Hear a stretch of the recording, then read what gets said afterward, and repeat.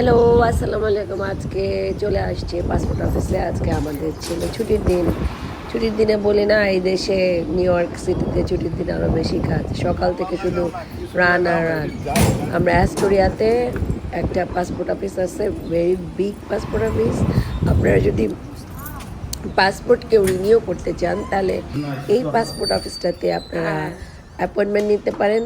কোনো সময় আমি এই পাসপোর্ট অফিসে আমি কোনো সময় এত বেশি রাশ দেখি নাই, সবসময় দেখেছি খুব ফ্রি, মানুষজন খুব কম থাকে, কাম অ্যান্ড কোয়াইট, নাইস একটা পাসপোর্ট অফিস, ভালো লাগে। আমি আরও কয়েকবার এখানে পাসপোর্ট রিনিউ করতে আসছিলাম। আজকে আমার ছোটো মেয়ের পাসপোর্ট রিনিউ করতে আসছি। এখানে কিছু কিছু দেখলাম, এখানে একটা চার্ট দেখলাম, মানে কী কী রুলস, প্যাকেজিংয়ের কী কী রুলস, এই রুলসগুলো দেখে নিলাম।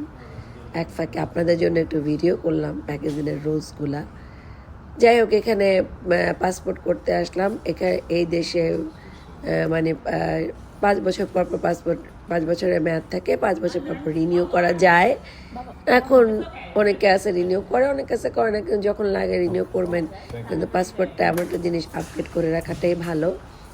খুবই কম সময় লাগলো পাসপোর্ট রিনিউ করতে, 135 লাগলো। অ্যাডাল্টদের জন্য আরেকটু বেশি লাগে।